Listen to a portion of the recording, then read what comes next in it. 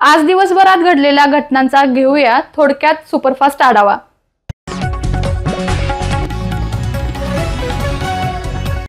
नवरात्रोत्सव तोंडावर आला असताना सातारा शहरामध्ये विविध ठिकाणी देवीचा आगमन सोहळा साजरा होत आहे। मात्र असे असतानाच ऐन सणाच्या तोंडावर सातारा पालिकेच्या बांधकाम विभागाने राजवाडा परिसरामध्ये सांडपाण्यासाठी मुख्य रस्ताच खोदल्याने सातारकरांना नाहक त्रास सहन करावा लागत आहे।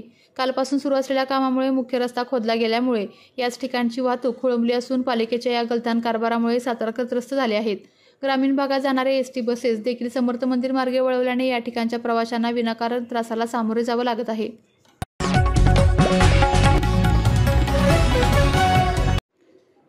गोळीबार मैदान खानशेजारील टेकडी खिंडवाडी जंगल परिसरात बिबट्याचा वावर वाढला असून पहाटे 2 वाजता काढलेला बिबट्याचा व्हिडिओ सध्या सोशल मीडियावर व्हायरल होत आहे।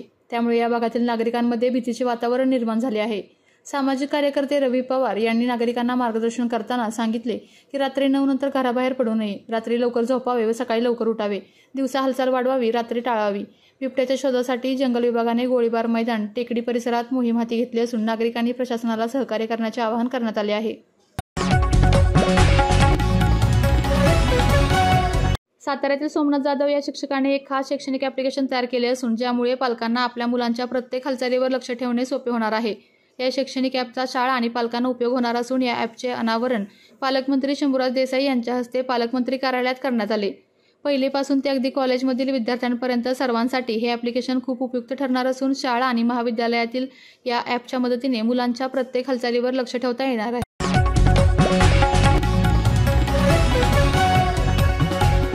नवरात्र उत्सवाला अवघे 2 दिवस उरले असताना शुक्रवारी सायंकाळी साताऱ्यातील दुर्गा भक्तांची श्रद्धास्थान असलेल्या मोती चौकातील आईसाहेब दुर्गामाता मूर्तीचे भक्तिमय वातावरणात आगमन झाले। यावेळी कमळाच्या फुलांच्या पाकळ्यांमधून दुर्गामातेचे झालेले मुखदर्शन सातारकरांना भावून गेले।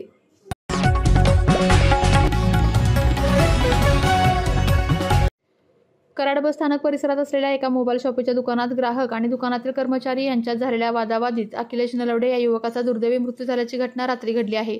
3 दिवसापूर्वी घेतलेल्या मोबाईलचा कॅमेरा व्यवस्थित नसल्याने त्याबाबतची विचारणा करण्यासाठी गेलेल्या युवकाचा वादावादीत मृत्यू झाला आहे।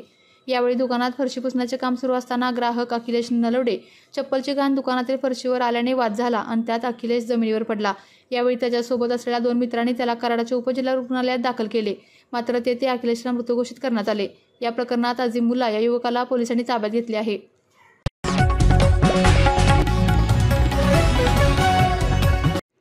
कृष्णा नदी पात्रालगत वडोली भिकेश्वर गावच्या हद्दीत वाहनाने धडक दिल्याने कोल्ह्याचा मृत्यू झाला आहे। उमरज मसूर मार्गावरील ही घटना जुन्या खडीकृष परिसरात गुरुवारी संध्याकाळनंतर घडली आहे।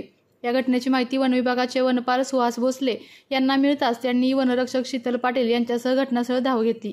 तसेच सोमनाथ पाटील यांनी ही घटनास्थळी भेट देत परिस्थितीची माहिती घेतली। वनसेवकांनी मृत प्राण्याचा पंचनामा करून तो ताब्यात घेतला असून कोल्ह्याला धडक दिल्यानंतर वाहनासह चालकाने पलायन केले आहे।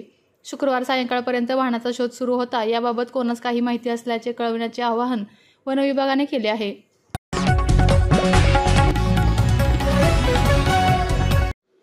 सातारा जिल्हा बँकेचे संचालक असलेले शेखर गोरे यांना राज्याचे मुख्यमंत्री देवेंद्र फडणवीस यांनी 2024च्या विधानसभेच्या पूर्वसंध्येला महायुतीच्या उमेदवाराला पाठिंबा दिल्याने शेखर गोरेंमुळे भारतीय जनता पक्षाला आणि महायुतीला विशेष फायदा होईल आणि भविष्यात त्यांची पूर्ण काळजी महायुतीच्या माध्यमातून घेतली जाईल, त्यांना विधिमंडळात काम करता येईल अशा प्रकारची कारवाई भारतीय जनता पार्टीकडून देखील केली जाईल असे सुतवाच केले होते।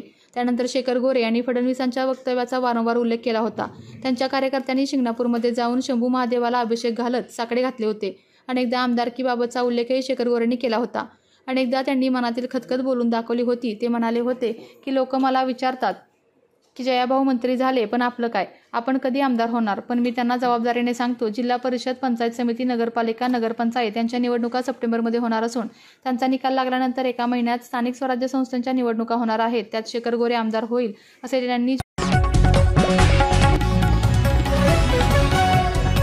जागतिक वारसा स्थळ असलेल्या कास पठारावर शनिवार रविवार असल्याकारणाने मोठ्या प्रमाणात पर्यटकांची गर्दी होत असून कास पठारावरील फुले पाहण्यासाठी येणाऱ्या पर्यटकांनी काही प्रमाणात ऑनलाईन बुकिंग केलं आहे, तर काही ऑफलाईन पद्धतीने बुकिंग करत असल्याने मोठी गर्दी या ठिकाणी पाहायला मिळत आहे।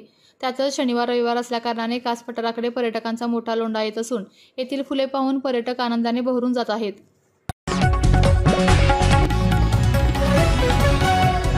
छत्रपती शिवाजी महाराजांचा जयघोष आणि डॉक्टर बाबासाहेब आंबेडकरांच्या घोषणा आणि आय लव्ह मोहम्मद या गजराने परिसर दुमदुमून गेला। उत्तर प्रदेशातील कानपूर येथे पैगंबराच्या जयंतीनिमित्त शांततेत काढलेल्या शोभायात्रेत मुस्लिम बांधवांनी आय लव्ह मोहम्मद असा बॅनर झळकवलेला होता. मात्र प्रशासनाने अन्यायकारक पद्धतीने 25 जणांवर गुन्हा दाखल केला. या घटनेचा तीव्र निषेध करत मुस्लिम समाजाने जिल्हाधिकाऱ्यांना निवेदन दिलं आणि या प्रकरणात न्याय व ठोस कारवाईची मागणी केली आहे.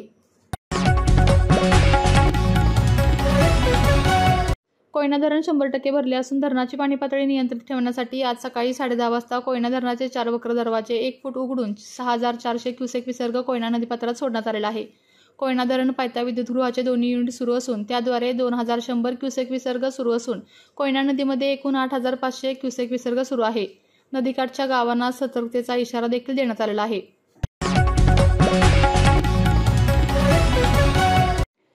कोयनानगरमध्ये आणखी एक स्वप्नवत प्रवास आकार घेत आहे. पर्यटनाची गाडी अनेक वर्षे थांबली होती, पण पर्यटन मंत्री शंभूराज देसाई यांनी ती पुन्हा रुळावर आणली आहे. त्यांच्या पुढाकारामुळे लवकरच कोयनेच्या हिरव्या दऱ्यांमधून जॉय मिनी ट्रेन धावणार असून पर्यटकांना निसर्गाच्या अद्भुत मेजवानीचा अनुभव एका जादुई सफरीत मिळणार आहे. कोयनानगरमध्ये आलेल्या पर्यटनासाठी ही मिनी ट्रेन एक खास अनुभव ठरणार आहे. मॉडेल रूमपासून सुरू होऊन नेहरू उद्यानापर्यंतचा सफर यातून करता येणार आहे, जिथे प्रवास करताना हिरव्या दऱ्या, धरणकाठच्या लहरी, डोंगर कपारीतून पडणारे ढग आणि पाखरांचा किलबिलाट अनुभवता येईल. जणू प्रत्येक वळणावर निसर्ग स्वतः बोलतोय आणि प्रवाशाला एक स्वप्नवत दुनियेत घेऊन जातोय.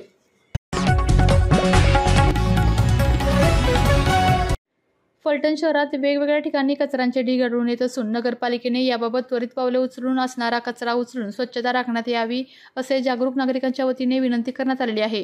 तसेच घंटागाडीची सोय असून सुद्धा अशा पद्धतीने कचरा टाकणाऱ्यांवर दंडात्मक कारवाई करावी, म्हणजे अशा गैरप्रकाराला चाप बसेल.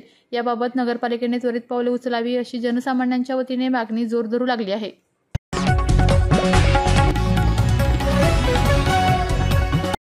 पंतप्रधान नरेंद्र मोदी यांच्या वाढदिवसानिमित्त कार्यक्रमाचे आयोजन केले जात असून साताऱ्यामध्ये भारतीय जनता पार्टीच्या माध्यमातून रन फॉर नशामुक्त भारत या मोहिमेअंतर्गत नमो युवा रनचे आयोजन करण्यात आलेले आहे. ही मॅरेथॉन उद्याच्याला होणार असून या मॅरेथॉनसाठी आज एक्स्पोचे आयोजन करण्यात आले होते. आज या एक्स्पोचा शुभारंभ भारतीय जिल्हा पार्टीचे जिल्हा संयोजक सुनील तात्या काटकर, माजी आमदार आनंदराव पाटील, जिल्हा चिटणीस शरद कनसे, युवा मोर्चाचे जिल्हाध्यक्ष चिन्मय कुलकर्णी यांच्या हस्ते पार पडले. शेतकऱ्यांना शेतीच्या सिंचनासाठी मुबलक विद्युत पुरवठा व्हावा यासाठी मुख्यमंत्री देवेंद्र फडणवीस यांनी मुख्यमंत्री सौर ऊर्जा प्रकल्प योजना सुरू केली आहे. याच योजनेतून भाटमरी येथे महावितरण कंपनीच्या माध्यमातून 6 मेगावॅट क्षमतेचा सौर ऊर्जा प्रकल्प उभारण्यात आला आहे. या प्रकल्पामुळे या भागातील 4500 शेतकऱ्यांना 12 तास विद्युत पुरवठा होणार असून यामुळे शेतकऱ्यांचा विजेचा कमतरतेचा मोठा प्रश्न मिटला आहे, असे प्रतिपादन राज्याचे सार्वजनिक बांधकाम मंत्री श्रीमंत छत्रपती शिवेंद्रराजे भोसले यांनी केले. भाटमरी तालुका सातारा येथे नामदार शिवेंद्रराजे भोसले यांच्या प्रयत्नातून राज्य शासनाच्या ऊर्जा विभागामार्फत उभारण्यात आलेल्या 6 मेगावॅट क्षमतेच्या मुख्यमंत्री सौर ऊर्जा प्रकल्पाचे लोकार्पण नामदार शिवेंद्रराजे भोसले यांच्या हस्ते करण्यात आले. नवरात्र उत्सव व दसरा उत्सवात ही डॉल्बी वाजवणार नाही. भुईंज पोलिसांचे पारंपरिक वाद्य वाजवण्याच्या आव्हानास उत्सव कमिटीने सहकार्य करावे, असे आवाहन वायू उपविभागीय पोलीस अधिकारी सुनील साळुंखे यांनी केले आहे. भुईंज पोलीस ठाण्याच्या हद्दीतील गावांच्या नवरात्र उत्सव मंडळाच्या व पोलीस पाटलांच्या संयुक्त मीटिंगमध्ये मार्गदर्शन करताना उपविभागीय पोलीस अधिकारी सुनील साळुंखे बोलत होते. यावेळी सहाय्यक पोलीस निरीक्षक रमेश गर्जे उपस्थित होते. नवरात्रोत्सवाच्या पार्श्वभूमीवर कायदा व सुव्यवस्था अबाधित राहावी यासाठी कराड शहर पोलीस ठाण्याच्या वतीने आज कराड शहरामधून संचलन करण्यात आले. फलटण तालुक्यातील दुय्यम निबंधक यांच्या कार्यालयामध्ये अलीकडच्या काळामध्ये आर्थिक लालसेपोटी काही शासकीय अधिकारी व कर्मचारी खरेदी विक्री व्यवहारामध्ये मोठ्या प्रमाणावर गैरव्यवहार करत असल्याचा आरोप ॲडव्होकेट संदीप कांबळे यांनी केला आहे. याबाबत लवकरच महसूल मंत्री चंद्रशेखर बावनकुळे यांची भेट घेऊन फलटण येथील शासकीय संघटित गुन्हेगारीवर मोका लावावा अशी मागणी करणार असल्याची माहिती त्यांनी दिली आहे. काही पक्ष जाणीवपूर्वक वाचाळवीर उभे करत आहेत. त्यांना पूर्णपणे सूट दिली असून त्या पक्षाचा बेशिस्तपणा होतोय असा माझा थेट आरोप आहे.